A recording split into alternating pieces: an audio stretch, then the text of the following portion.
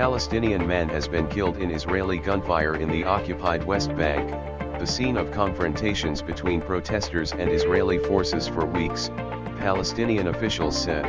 Salim was responsible for water engineering in the village municipality, and became the seventh Palestinian to be killed since protests began in Baida against the illegal settlement set up on the village's lands last March.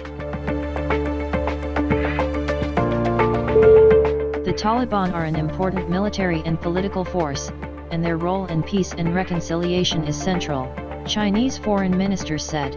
Afghan media reported, the Taliban delegation led by Mullah Abdul Ghani Bardar visit to China.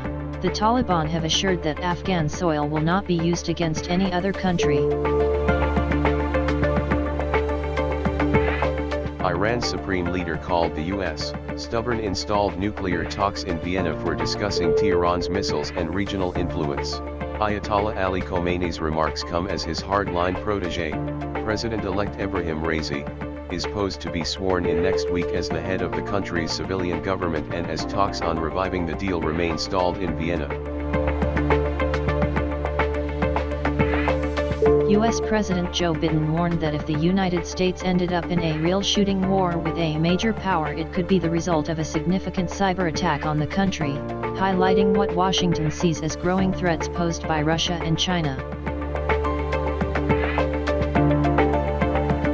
People vaccinated against COVID-19 in high-risk parts of the United States should resume wearing masks indoors, the top health authority said, a major reversal in guidance that underscored the country's struggle to suppress the Delta variant.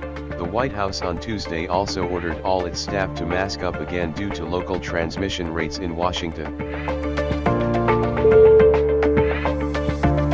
Saudi Arabia will impose a 3-year travel ban on citizens traveling to countries on the kingdom's red list under efforts to curb the spread of coronavirus and its new variants, state news agency SPA said on Tuesday. Red list includes a number of countries including Afghanistan, Argentina, Brazil, Egypt, Ethiopia, India, Indonesia, Lebanon, Pakistan, South Africa, Turkey, Vietnam, and the United Arab Emirates. The United States really messed it up in Afghanistan, says Prime Minister Imran Khan in an interview with PBS News Hour, an American news program. PM Khan criticized the U.S. for trying to look for a military solution in Afghanistan, when there never was one. Foreign Office said the judiciary in Pakistan is independent and the courts are functioning in line with the constitution and laws of the country. The U.S. State Department has portrayed, in the report, the judiciary of Pakistan in an extremely negative manner that says the lower judiciary is influenced by the executive branch and is seen as lacking competence. Allegations are factually incorrect and misleading, says FO. The Foreign Office has rubbished Indian media's claims that Pakistan's Generalist Scheme of Preferences Plus, GSP Plus, status was being withdrawn, calling such reports fabricated and a continuation of New Delhi's malicious propaganda against Islamabad. Saudi Foreign Minister Prince Faisal bin Farhan Al Saud has assured Pakistan of Saudi Arabia's unflinching support and appreciated its efforts for promoting peace and stability in the region, according to a statement issued by the Inter-Services Public Relations on Wednesday.